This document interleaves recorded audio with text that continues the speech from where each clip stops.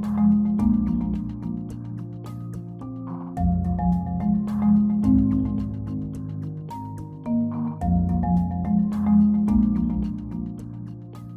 बच्चों हम बात करते हैं मोमेंटम के बारे में ना, कि मोमेंटम क्या चीज़ है। मोमेंटम के बारे में एक फेमस लाइन जो हम अक्सर सुनते हैं, momentum basically quantity of motion है। आपके लिए मैंने पॉइंट बोर्ड पे भी लिखे हैं। मोमेंटम बेसिकली क्या चीज़ है? क्वांटिटी ऑफ मोशन है। इन जब बॉडी मूव करता है तो उस मोशन की वजह से उसके पास जो क्वांटिटी होती है उसे हम मोमेंटम कहते हैं। दूसरी इसके बारे में आप लोगों ने वर्ड याद रखना है कि एक तो ये वेक्टर क्वांटिटी है, और तीसरा वर्ड मैंने आपके लिए लिखा है कि सिंपल प्रोडक्ट का रिजल्ट है। ये बड़ा अच्छा एमसीक्यू है, इसको ज़रा समझने की कोशिश करें।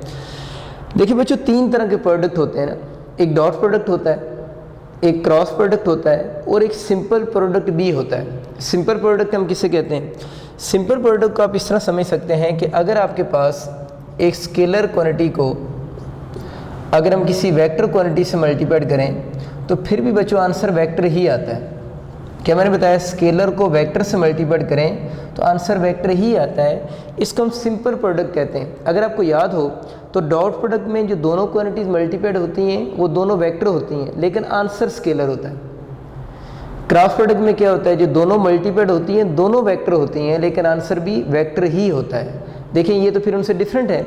इसमें जो मल्टीप्लाइड हो रही है एक स्केलर वेक्टर से मल्टीप्लाइड हो रहा है और आंसर भी आपके पास वेक्टर ही आ रहा है। तो आप ज़रा इस मोमेंटम को देखते हैं, और ऐसे प्रोडक्ट को हम क्या बोलते हैं? सिंपल प्रोडक्ट कहते हैं। अब ज़रा इस पे गौर करें। मोमेंटम का जो फार्मूला है, इसमें मास को हम वेलोसिटी से मल्टीप्लाइड कर रहे हैं, तो मास स्केलर है, वेलोसिटी वेक्टर क्वांटिटी है।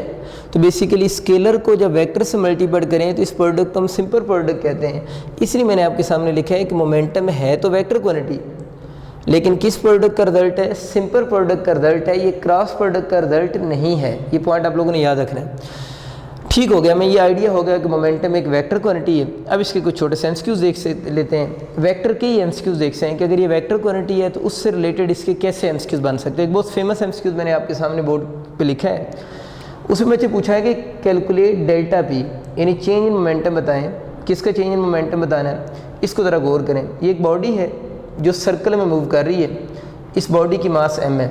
लिखा है calculate delta P at the opposite end of the diameter of circle, यानी opposite end of the diameter of circle पे आप लोगों ने चेंज इन मोमेंटम बताना है। और साथ ये भी ऐड करें कि body move with constant speed v।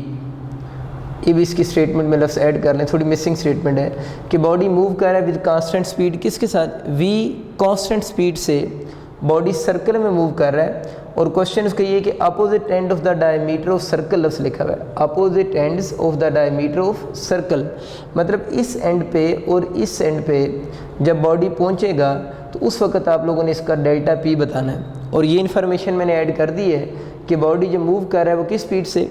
Constant speed से बच्चों मूव कर रहा है। देखिए स्पीड तो एक स्केलर क्वांटिटी है, बॉडी मूव करता रहेगा। अगर उसकी मैग्नीट्यूड जो है वो चेंज डेफिनेटली नहीं होगी और डायरेक्शन तो उसकी होती ही नहीं है। लेकिन वेलोसिटी एक वेक्टर क्वांटिटी है, और आपको पता है वेलोसिटी की जो मैग्नीट्यूड होती है उसे हम क्या कहते हैं? स्पीड कहते हैं। तो अगर इस पॉइंट पे वेलोसिटी की डायरेक्शन लेट से अपवर्ड है तो यहाँ पर तो वेलोसिटी की डायरेक्शन डाउनवर्ड होगी ना फिर। यानी यहाँ पर अगर स्पीड 5 मीटर पर सेकंड है तो यहाँ पर भी स्पीड 5 मीटर पर सेकंड ही होगी। लेकिन इशू सिर्फ ये है कि स्पीड तो दोनों तरफ सेम है, तो फिर इधर माइनस साइन क्यों लगा रहे हैं? माइनस साइन इस वजह से लगा रहे हैं कि वेलोसिटी तो वेक्टर क्वांटिटी है और उसकी डायरेक्शन ऑफ मोशन देखें, ये अगर अपवर्ड है तो ये 2 डायमेंशन में किधर होगी? डाउनवर्ड है।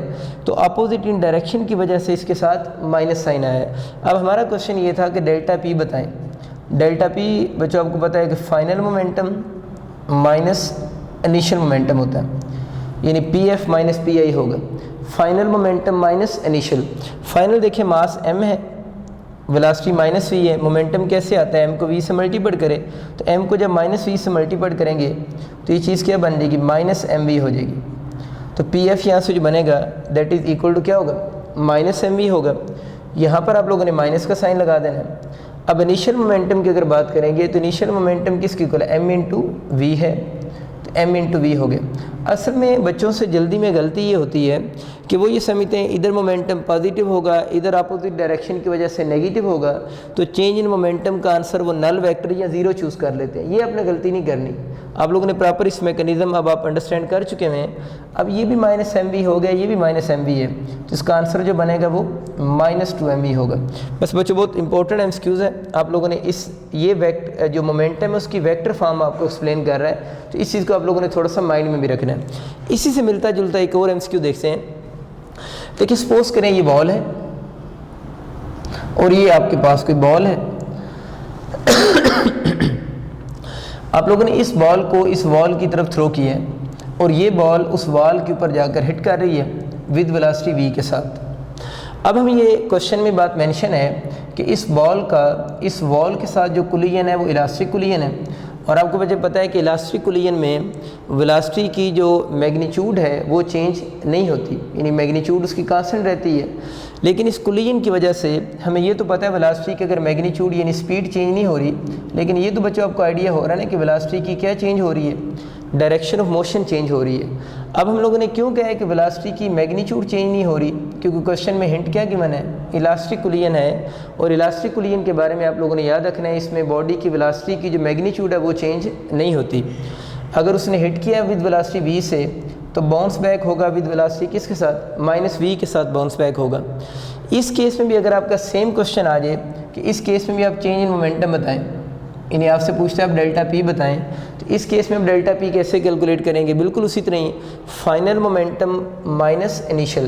तो इस केस में जब फाइनल निकालोगे तो m को माइनस वी से मल्टीप्लाई करोगे तो फिर वही इक्वेशन बन जाएगी माइनस एम वी माइनस ये फार्मूला का, और इनिशियल मोमेंटम एम वी करोगे तो दोबारा आंसर माइनस 2mv ही होगा।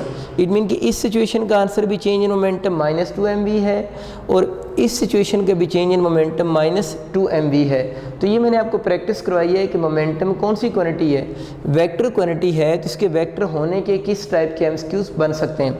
अब बच्चों हम काइनेटिक एनर्जी को थोड़ा सा पढ़ते हैं, फिर हम काइनेटिक एनर्जी और मोमेंटम के कंबाइंड क्वेश्चन को डिस्कस करेंगे जो कि इंटरेस्ट पॉइंट ऑफ व्यू से बहुत फेमस है।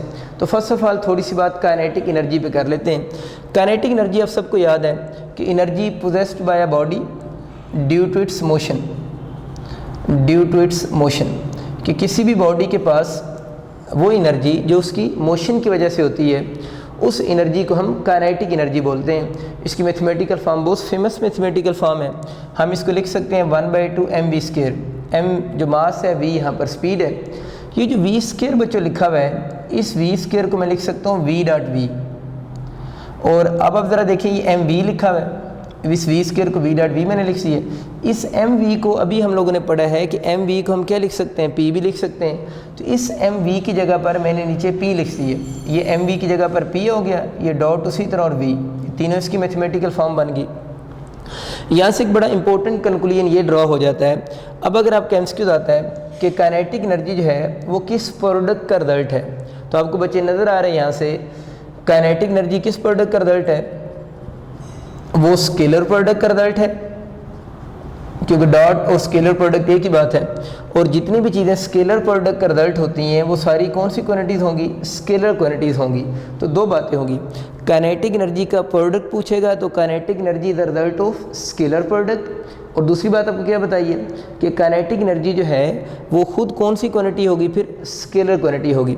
एक और फार्मूला लिखा हुआ है काइनेटिक एनर्जी p²/2m, ये कहाँ से आ गया, ये बड़ा समझना आसान है बच्चों। ये जो इक्वेशन लिखी हुई है ना, इस इक्वेशन को, ये जो पहली वाली इक्वेशन है, अगर इस इक्वेशन को आप m से मल्टीप्लाइड भी कर दो और m से डिवाइड भी कर दो, नीचे मैंने डिवाइड किया है, m से मल्टीप्लाइड करेंगे तो m का स्क्वायर हो जाएगा।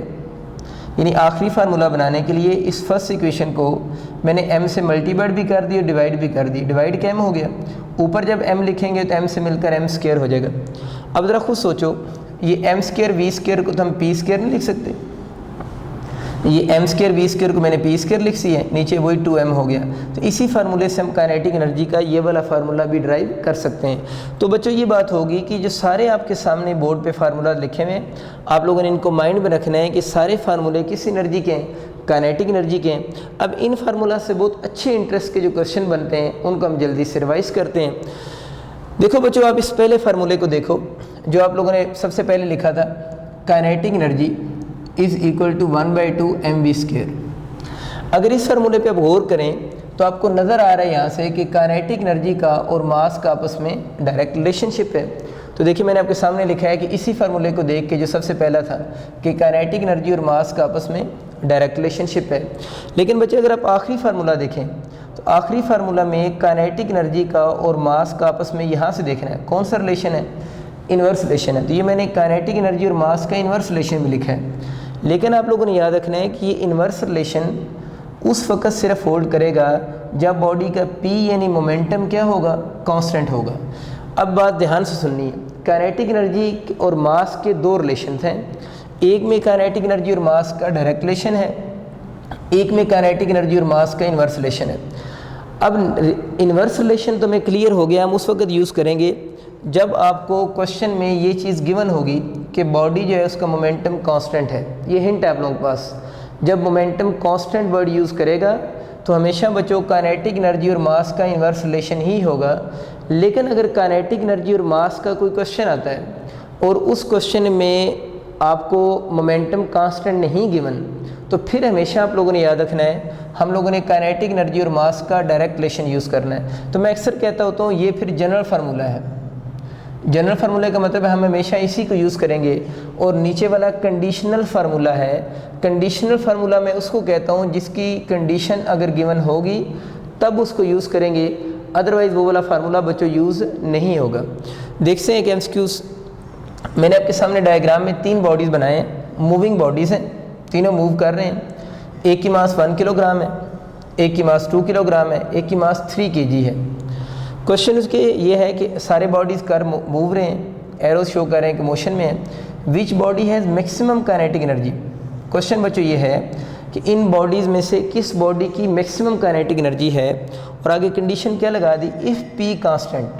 अब देखें कंडीशन लग रही है मोमेंटम कांस्टेंट है, तो अब आप यूँ सोचो इस बात को कि इस क्वेश्चन में किसका आंसर आप लोगों ने आंसर करना है। आपको बॉडी की मासेस पता है और आपसे बॉडी की काइनेटिक एनर्जी पूछी गई है। मीन ये ऐसा क्वेश्चन है जिसमें आप लोगों ने काइनेटिक एनर्जी को मास से लिंक करना है और काइनेटिक एनर्जी मास से 2 फार्मूला के थ्रू लिंक हो रही है। अब देखना ये कि हम डायरेक्ट रिलेशन से आंसर करेंगे या इन्वर्स से करेंगे। तो कंडीशन मुझे बताएं क्वेश्चन में गिवन है इफ़ P कांस्टेंट। और बच्चों अगर P कांस्टेंट गिवन है तो काइनेटिक एनर्जी और मास का इन्वर्स रिलेशन यूज़ होगा। इट मीन्स कि जिस बॉडी की मास सबसे कम होगी, P कांस्टेंट गिवन है तो ये वाला फार्मूला यूज़ कर रहे हैं, जिस बॉडी की फिर मास सबसे कम होगी उस बॉडी की काइनेटिक एनर्जी सबसे ज़्यादा होगी। तो देखिए इन तीनों में से सबसे मास किसकी कम है, 1 kg वाले की, इसको हम M1 कह देते हैं। ये बच्चों M2 है, ये M3 है। तो M1 जो है जिसकी मास 1 kg है, उसकी मास अगर सबसे कम है तो उसकी काइनेटिक एनर्जी सबसे ज़्यादा होगी। तो इसका ऑप्शन आपका अल्फा ऑप्शन बनेगा। दोबारा इसी एमसीक्यूज़ को देखते हैं। बच्चों यूँ सोचो कि अगर क्वेश्चन में ये P कांस्टेंट सपोज करें गिवन ही नहीं है, सिर्फ इतना सा सवाल है कि बॉडीज़ हैं, सारे मोशन में है, मासेस गिवन है और ये पूछा गया which body has maximum kinetic energy, यानी इफ़ वाली कंडीशन नहीं गिवन। तो अब मुझे बताओ अब इसका ऑप्शन क्या होगा, क्या अब भी अल्फ़ा होगा? बिल्कुल अब ठीक कह रहे हैं, अब अल्फ़ा नहीं होगा क्योंकि अब उसने कंडीशन ख़त्म कर दी है। अब आप लोगों ने क्या यूज़ करना है, काइनेटिक एनर्जी और मास का हम डायरेक्ट रिलेशनशिप यूज़ करेंगे और इस रिलेशनशिप के अकॉर्डिंग जिस बॉडी की मास सबसे ज़्यादा होगी उसकी काइनेटिक एनर्जी सबसे ज़्यादा होगी। तो याद रखना है कि अगर P कांस्टेंट ना गिवन होता तो फिर इसी सेम एमसीक्यूज़ का ऑप्शन आपके पास चार्ली होता। लेकिन क्योंकि इस क्वेश्चन में P कांस्टेंट गिवन है इसलिए बच्चों इसका ऑप्शन अब चार्ली नहीं है, अब इसका ऑप्शन क्या था, अल्फ़ा ऑप्शन था। बहुत इंपॉर्टेंट कंसेप्ट है, आप लोगों ने इसको याद रखना है। इसकी थोड़ी और प्रैक्टिस कर लेते हैं ताकि आपको चीज़ फर्दर क्लियर हो जाए। देखिए मैंने एक शॉर्ट फॉर्म में एमसीक्यू लिखा है, मैंने लिखा है कि 2 मूविंग बॉडीज़ हैं, 2 मूविंग बॉडीज़ हैं जिन बॉडीज़ की मास M1 और M2 गिवन है, बल्कि उनकी रेशो गिवन है M1:M2 2:1 गिवन है। और क्वेश्चन में पूछा गया है कि इन मूविंग बॉडीज़ की काइनेटिक एनर्जीज़ की रेशो बताओ। किसकी रेशो बतानी है, काइनेटिक एनर्जीज़ की रेशो। देखो बच्चों अगर आप काइनेटिक एनर्जीज़ की रेशो बताते हो तो हमें तो पता है कि काइनेटिक एनर्जी का मास के साथ डायरेक्ट भी है और इन्वर्स भी है। तो आप इस तरह तो रेशो नहीं बता सकते जब तक आपको पता ना हो कि हम कौन सा फार्मूला यूज़ करेंगे। तब आपको याद है कि अगर यही सेम क्वेश्चन गिवन हो, कोई कंडीशन नहीं है, तो फिर आप लोगों ने काइनेटिक एनर्जी और मास का डायरेक्ट रिलेशन से आंसर करना है। और अगर बच्चों हम डायरेक्ट रिलेशन से आंसर करेंगे तो फिर क्या आंसर बनेगा, डायरेक्ट रिलेशन है तो ऊपर मास क्या आ जाएगी M1, नीचे मास बचो m2 हो जाएगी, और इसमें अगर वैल्यूज पुट करोगे m1 कितनी है 2:1 आंसर हो जाएगा। इट मीन्स कि आपके पास आसान बात है कि अगर कोई कंडीशन नहीं गिवन तो फिर डायरेक्ट रिलेशन है, जो मास की रेशियो है वही काइनेटिक एनर्जी की रेशियो होगी। लेकिन बच्चों अगर इसी क्वेश्चन में वो आपसे ये कह देता कि आप लोगों ने रेशियो तब कैलकुलेट करनी है जब p कांस्टेंट हो जाए, और जब p कांस्टेंट होगा फिर आपको पता है कि अब आप लोगों ने कौन सा रिलेशन यूज़ करना है। बिल्कुल ठीक, इन्वर्स रिलेशन यूज़ करेंगे। तो मुझे जल्दी से लिखवाएं ना ज़रा, जब इन्वर्स रिलेशन लिखेंगे तो ये आपका ऊपर मास किसकी आएगी, देखिए इन्वर्स रिलेशन है ना ये वाला, ऊपर मास नीचे 2 है तो ऊपर 2 आएगा, ऊपर 1 है तो नीचे 1 आएगा। अब m2/m1 बनेगी ये, और अगर आप इसमें वैल्यूज पुट कर देते हैं तो m2 किसकी इक्वल है 1/2 है। देखिए सिर्फ एक वर्ड चेंज करने से आंसर बदल जाते हैं। अगर ये p कांस्टेंट ना लिखा होता तो रेशियो 2:1 थी, और अगर p कांस्टेंट लिखा हुआ है तो रेशियो 1:2 होगी। तो ये बस आप लोगों ने छोटी छोटी बातें इसकी माइंड में रखनी है। एक और बड़ा इंपॉर्टेंट रिलेशन काइनेटिक एनर्जी और मोमेंटम का लिखा हुआ है, इसको ज़रा समझने की कोशिश करते हैं। बच्चों दोबारा वापस आएँ जल्दी से, देखिए इस फार्मूले को देखें, काइनेटिक एनर्जी का p के स्क्वायर के साथ रिलेशन है, यानी kinetic energy directly proportional to p square है, और ये हमें पता है रिलेशन कब होल्ड करेगा, इस फार्मूले के अकॉर्डिंग। लेकिन अगर आप इस फार्मूले को देखें तो इस फार्मूले में काइनेटिक एनर्जी का p के साथ डायरेक्ट रिलेशन है। इस फार्मूले में kinetic energy proportional to p square है, इसमें किसके साथ आ रहा है p के साथ है। मैंने दोनों लिखे हुए हैं, आप लोगों ने याद रखना है इन दोनों फार्मूला में ये वाला फार्मूला जो पहले वाला है kinetic energy proportional to p square, ये बच्चों जनरल फार्मूला है। जनरल फार्मूले का मतलब ये है कि हम हमेशा इसी को यूज़ करेंगे। तो दूसरा कब यूज़ होगा, वो कंडीशनल हुआ ना फिर, क्योंकि एक को मैं जनरल कहता हूँ तो दूसरे को मैं कंडीशनल कहता हूँ। ये कंडीशनल फार्मूला हम रेयर यूज़ करते हैं इसके वैसे, लेकिन इसकी अपनी कंडीशन ये होती है कि के ई और पी का डायरेक्ट रिलेशन तब होल्ड करेगा जब क्वेश्चन में ये मेंशन होगा body is moving with constant velocity. अगर कह दें कि बॉडी कांस्टेंट स्पीड से मूव कर रहा है तो फिर काइनेटिक एनर्जी और पी का डायरेक्ट रिलेशन अब यूज़ करेंगे। अदरवाइज आप लोगों ने डायरेक्ट यूज़ करना है, लेकिन स्केयर वाला यूज़ करेंगे। विदाउट स्केयर वाला जो लीनियर रिलेशन है, इसे लीनियर भी कहते हैं ना, लीनियर रिलेशन उस वक्त यूज़ होगा जब वी कांस्टेंट बोलेगा। और अगर क्वेश्चन में वी कांस्टेंट की बच्चों कंडीशन नहीं गिवन तो फिर हमेशा kinetic energy proportional to P square use होगा। वैसे ज़्यादातर एमसीक्यू जो भी आते हैं उनमें यही फार्मूला ही यूज़ होता है। एक नीचे एमसीक्यूज देखते हैं ताकि आपको इसकी प्रैक्टिस हो जाए। मैंने आपके लिए एमसीक्यू लिखे हैं, व्हाट इज़ इफेक्ट पूछा हुआ है, किसके ऊपर इफेक्ट पूछा हुआ है बच्चों, मोमेंटम के ऊपर। और उसकी कब पूछा हुआ है, if we double the kinetic energy. अब पहली बात तो ये कि इस क्वेश्चन में मोमेंटम और काइनेटिक एनर्जी की बात हो रही है। देखिए मोमेंटम और काइनेटिक एनर्जी की बात हो रही है तो हमारे पास दो फार्मूलाज हैं। पहली बात अब ये सोचो फार्मूला यूज़ कौन सा करना है, क्या कंडीशन वी कांस्टेंट गिवन है, बिल्कुल नहीं गिवन। तो बिल्कुल आप ठीक बता रहे हैं कि अब इसमें फार्मूला हम kinetic energy proportional to P square ही यूज़ करेंगे। तो अगर हम kinetic energy proportional to P square के अकॉर्डिंग इसका आंसर करने की कोशिश करते हैं, ये बच्चा अब जल्दी से बात आप लोगों ने समझनी है कि बहुत छोटा सा कंसेप्ट है लेकिन बार बार अप्लाई होगा। अब आते हैं वापस, what is effect on momentum. Momentum पे इफेक्ट पूछा गया। देखिए पी का तो स्क्वायर लिया जा रहा है ना, तो बेहतर है कि आप पी को, आसानी हो जाएगी आपके लिए, स्क्वायर की फॉर्म में लिख लें। अब उसने किस चीज़ को डबल किया, if we double the kinetic energy, तो मैंने देखे काइनेटिक साथ 2 लगा दिए। वो कह रहे हैं कि अगर हम काइनेटिक एनर्जी को डबल कर दें तो बताएं पी पे क्या इफेक्ट होगा। तो मैं अक्सर कहता हूँ तो आसान मेथड ये है आसान इसका मेथड ये है कि आप यूँ याद रखें कि आप लोगों ने इसकी दोनों साइड पे इक्वलिटी मेंटेन करनी। इक्वलिटी में इस सेंस में कह रहा हूँ कि अगर इस साइड पे 2 लिखा हुआ है तो यहाँ पर p के साथ ऐसा नंबर लिखना है जिसका स्क्वायर लेने से 2 ही बन जाए। दोबारा रिपीट कर देता हूँ, अगर इस साइड पे 2 क्यों लिखा है, पहली बात तो ये, वो तो क्वेश्चन में गिवन था नहीं, फिर डबल द काइनेटिक एनर्जी। अब आप लोगों ने p के साथ ऐसा नंबर लिखना है जिसका स्क्वायर लेने से क्या बने, 2 बने, ताकि दोनों साइड पे कांस्टेंट इक्वल हो जाए। क्या इक्वल हो जाए, कांस्टेंट इक्वल हो जाए। अब कोई बच्चा सोचता है मैं इसके साथ इधर 2 लिख देता हूँ तो बराबर हो गया। देखिए इधर तो 2 क्वेश्चन की वजह से आ रहा है, अगर आप इस जगह पर 2 लिखते हैं तो 2 का तो क्या लिया जा रहा है, स्क्वायर लिया जा रहा है। 2 का क्यों स्क्वायर ले रहे हैं, देखिए आप लोगों ने 2 किसके साथ लगाना है, p के साथ लगाना है ना। तो इस फार्मूले में p का स्क्वायर लिया जा रहा है, तो जो p का स्क्वायर लेंगे तो उस नंबर का भी आपको स्क्वायर लेना पड़ेगा।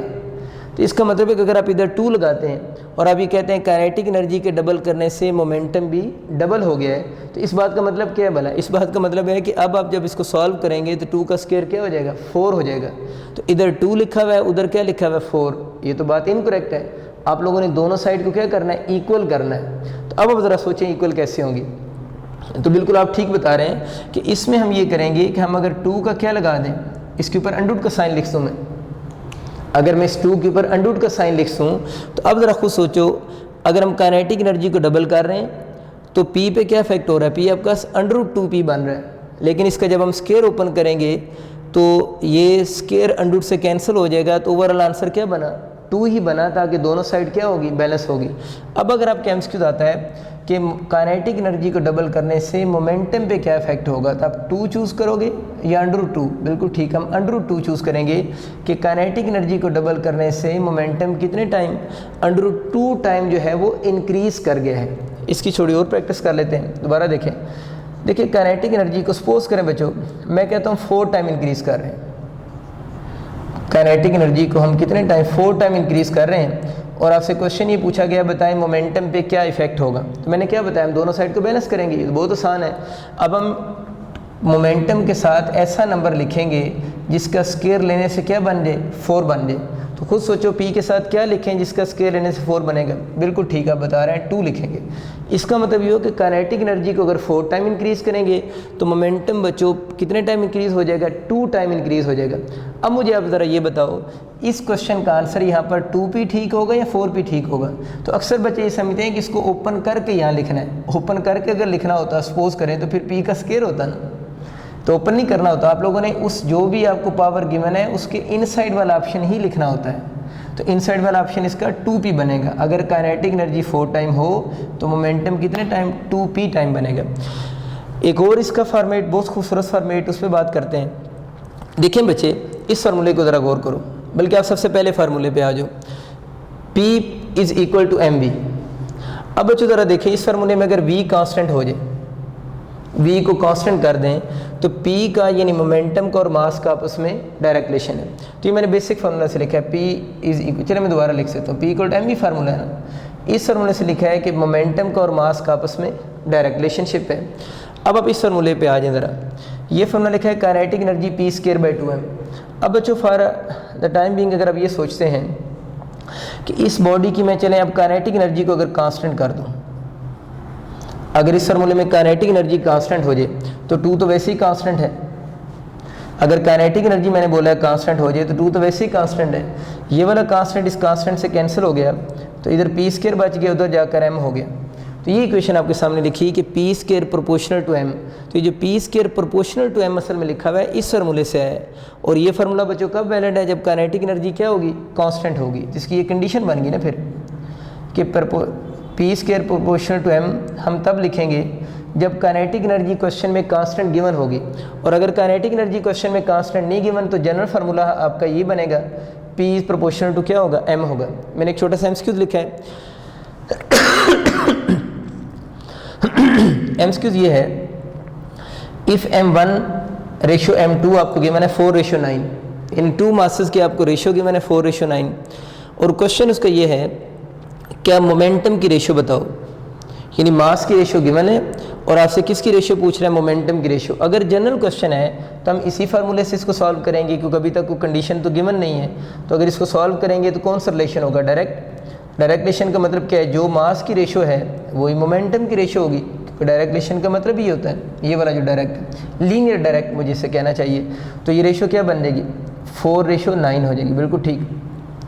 लेकिन बच्चों अगर यही सेम क्वेश्चन आ जाए, अगर आपसे पूछे m1:m2 4:9 है और क्वेश्चन में आपसे ये कह दे कि if kinetic energy is constant, यानी क्वेश्चन सेम है, m1:m2 4:9 है और क्वेश्चन में ये बता रहे हैं if kinetic energy is constant, और दोबारा आपसे वही सेम क्वेश्चन पूछे कि अब आप इनके मोमेंटम की रेशो बताओ, इन्हें अब मोमेंटम की रेशो बतानी है। तो अब मुझे बताओ कि आप लोगों ने लीनियर वाला डायरेक्ट यूज़ करना है या स्केयर वाला? बिल्कुल आप ठीक बता रहे हैं, अब हम स्केयर वाला डायरेक्ट रिलेशन यूज़ करेंगे। तो इसको थोड़ा सॉल्व कर लेते हैं।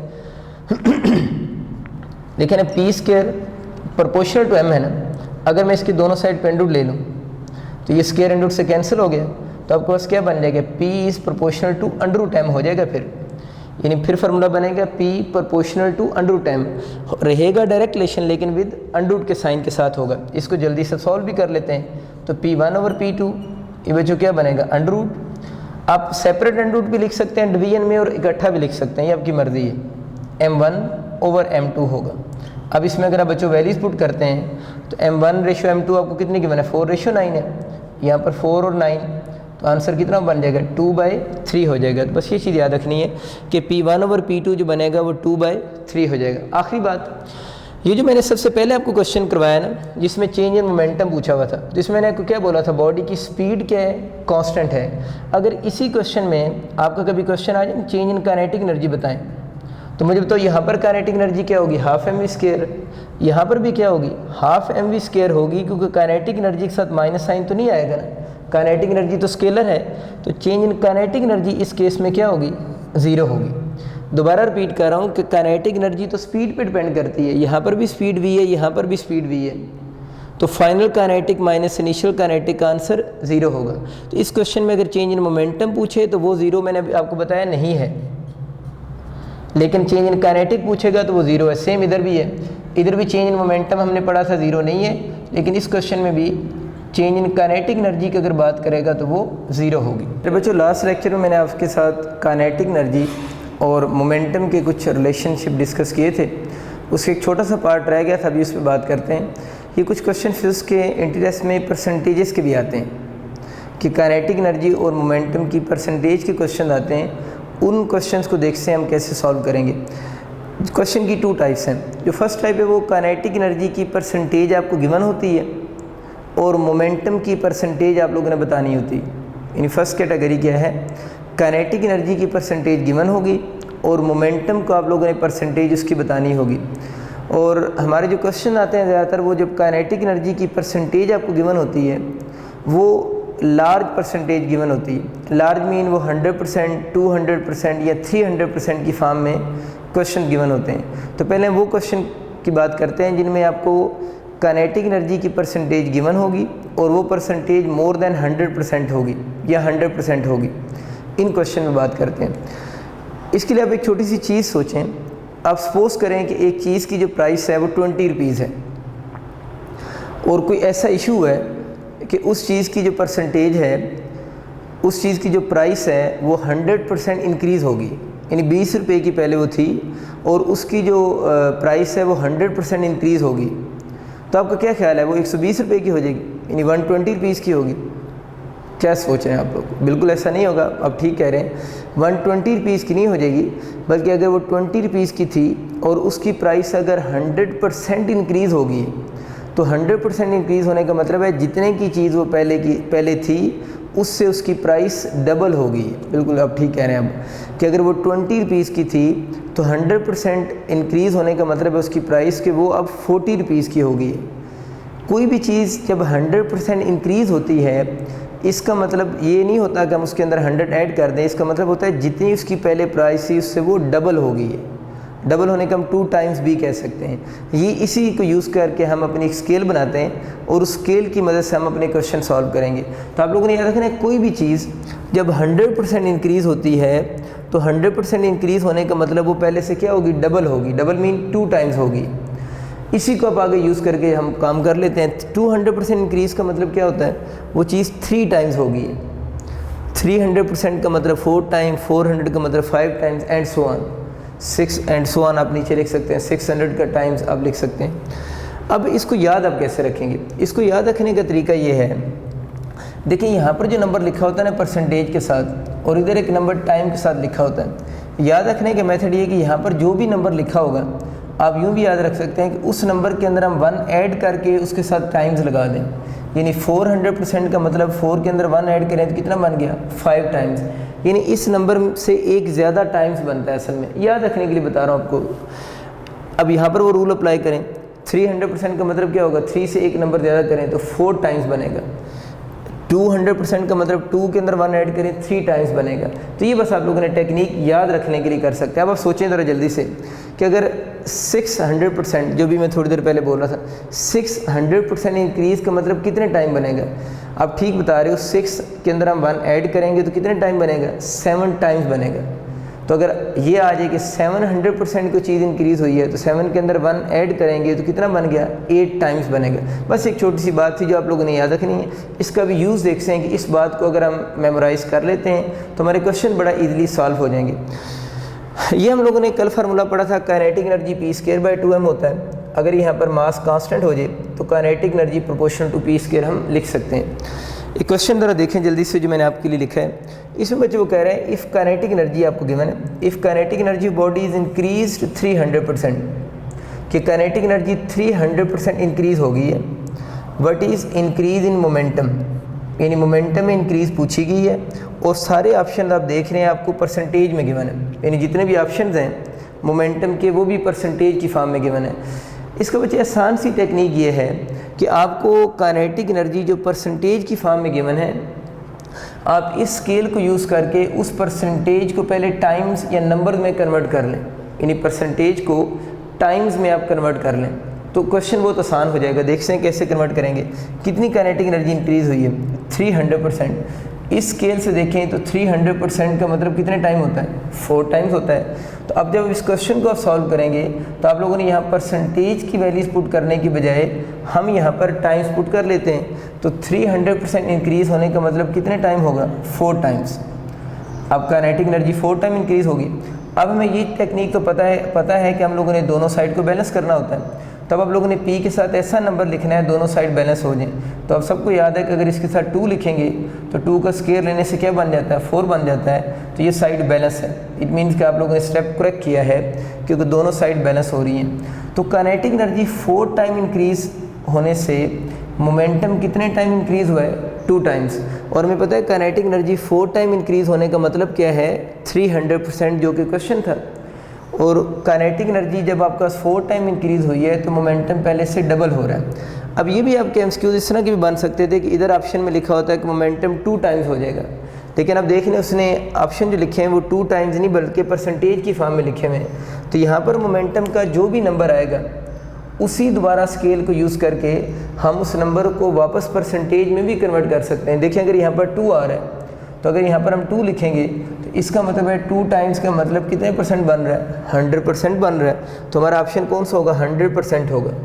इट मीन्स कि 2 स्टेप होंगे। पहले हम इस परसेंटेज को जब यहाँ पर पुट करेंगे इस फार्मूला में, इस स्केल को यूज़ करके इस परसेंटेज को पहले किस में कन्वर्ट करेंगे? नंबर्स में। नंबर यहाँ पर पुट करके यहाँ से आप मोमेंटम के साथ वाला डिजिट गेस करेंगे।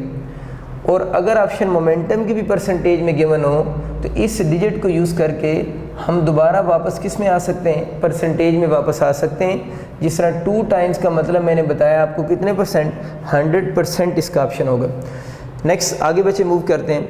आगे क्वेश्चन आते हैं मोमेंटम के, और मोमेंटम के जो क्वेश्चन आते हैं वो मोमेंटम इंक्रीज़ के भी, ये मैंने अपवर्ड एरो में इंक्रीज़ के लिए वैसे यूज़ किया करूँगा और डाउनवर्ड एरो में यूजुअली डिक्रीज़ के लिए यूज़ करता हूँ।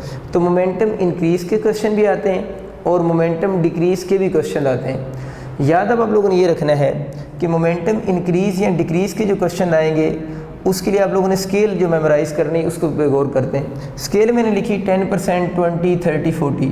तो मोमेंटम के जो इंक्रीज़ या डिक्रीज़ के क्वेश्चन आते हैं वो ये परसेंटेज आपको गिवन होती है। 10% गिवन होता है, 20% मोमेंटम इंक्रीज़ हो रहा है, डिक्रीज़ हो रही है 30%। तो आप लोगों ने 10% के लिए याद रखना है +-1। अब प्लस और माइनस का मतलब क्या है? मैंने आपको बताया ना मोमेंटम इंक्रीज़ भी हो सकता है और डिक्रीज़ भी। तो प्लस हम लोगों ने तब यूज़ करना है जब मोमेंटम आप लोगों का इंक्रीज़ हो रहा हो, यानी प्लस तब यूज़ करना है जब मोमेंटम इंक्रीज़ हो, और माइनस उस वक्त यूज़ करेंगे जब मोमेंटम डिक्रीज़ होगा। कहाँ यूज़ करना है वो तभी हम बात करेंगे। तो जैसे टूल बता रहा हूँ ना, क्वेश्चंस को अटेम्प्ट करने के लिए टूल है सिर्फ। तो 10% इंक्रीज़ का मतलब +-1 होगा। प्लस तब यूज़ करना है जब मोमेंटम इंक्रीज़ होगा और माइनस तब यूज़ करना है जब मोमेंटम डिक्रीज़ होगा। इस तरह 20% का मतलब +-2 है, 30 का मतलब +-3 है। ये तो याद रखना भी आसान है कि जो नंबर यहाँ पर लिखा होता है वही उधर लिखा होता है। बस परसेंटेज और ज़ीरो उसका ख़त्म हो जाता है। 40% का मतलब 4 होगा, 50 का मतलब 50% का मतलब ±5 होगा। तो ये उससे भी याद रखना आसान है। अब रहेगी बात कि इस कंसेप्ट को आप लोग यूज़ कैसे करेंगे। इसके लिए आपके लिए मैंने एक बोर्ड पे क्वेश्चन लिखा है, इसको बच्चे पढ़ते हैं। क्वेश्चन ये है कि what is effect on kinetic energy. देखिए इसमें काइनेटिक एनर्जी पूछी गई है। What is effect on kinetic energy if momentum of bodies increase 20%। तो यहाँ दो वर्ड है, मोमेंटम जो है वो क्या हो रहा है, इंक्रीज़ हो रहा है और 20% हो रहा है। इट मीन्स कि आप लोगों को मैंने बताया ना कि प्लस माइनस यहाँ पर लिखा हुआ है। तो अगर इंक्रीज़ के क्वेश्चन आएंगे तो हम प्लस वाली बात करेंगे, और अगर डिक्रीज़ लिखा होता तो फिर हम लोगों ने क्या यूज़ करना था, माइनस यूज़ करना था। कहाँ प्लस माइनस यूज़ करना है, अभी उसकी तरफ आते हैं। तो हमें यहाँ से पता चल गया कि मोमेंटम इंक्रीज़ हो रहा है 20%, और काइनेटिक एनर्जी के जो ऑप्शन आपको गिवन है वो अगेन परसेंटेज की फॉर्म में ही गिवन है। देखिए बच्चे मैंने आपके लिए बोर्ड के लिए वही पुराना आपके लिए फार्मूला लिखा है, kinetic energy proportional to P square. देखिए अगर इस साइड पे मैं 100 लिखता हूँ तो बैलेंस करने के लिए इस साइड पे क्या आ जाएगा, 10 आ जाएगा। ये ऑलरेडी हमें याद है चीज़, दोनों साइड हम बैलेंस करते हैं। अच्छा अब इस क्वेश्चन की तरफ आते हैं, और इसको समझने की आप थोड़ा कंसनट्रेट करके बात समझिएगा। बात बहुत आसान सी है। 20% का मतलब क्या होता है, 20% का मतलब होता है +-2, और 20% हमारे पास क्या है, इंक्रीज़। तब आप लोगों ने यहाँ से +2 सेलेक्ट करेंगे, -2। बिल्कुल आप ठीक कह रहे हैं, हम +2 सेलेक्ट करेंगे क्योंकि क्या चीज़ आ रही है, इंक्रीज़ का बच्चों वर्ड यूज़ हो रहा है। अब आप लोगों ने उस +2 का करना क्या है, ये इस तरह के जितने भी क्वेश्चन हैं उनको सॉल्व करने का ये एक फंडामेंटल स्टेप है। यानी कोई भी क्वेश्चन इस टाइप का आएगा, ये उसका फंडामेंटल स्टेप होगा। अब हम लोगों ने क्या करना है कि 20% इंक्रीज़ का मतलब +2 बना क्योंकि इंक्रीज़ है। अब उस +2 का आप लोगों ने करना क्या है, वो जो +2 होगा उसको आप इस नंबर के अंदर ऐड करेंगे। यानी जो p के साथ 10 लिखा हुआ है उसके अंदर ये वाले नंबर ऐड होंगे। इंक्रीज़ के क्वेश्चन आए या डिक्रीज़ के क्वेश्चन आए, इंक्रीज़ के क्वेश्चन में वो नंबर यहाँ पर प्लस होता जाएगा 10 के अंदर, और डिक्रीज़ वाले क्वेश्चन में वही नंबर, ये वाले जो नंबर हैं 10 में से सब्ट्रैक्ट होते जाएंगे। तो अभी क्योंकि मोमेंटम इंक्रीज़ हो रहा है तो आप लोगों ने क्या करना है, +2 कर देंगे इसके अंदर। यानी 10 की बजाय क्या लिख देंगे, 10 + 2 12 हो जाएगा। अब बच्चों ये सोचो कि आप लोगों ने दोनों साइड को बैलेंस करना है, तो अब काइनेटिक एनर्जी के साथ हम लोग क्या नंबर लिखेंगे, दोनों साइड बैलेंस हो जाएंगी।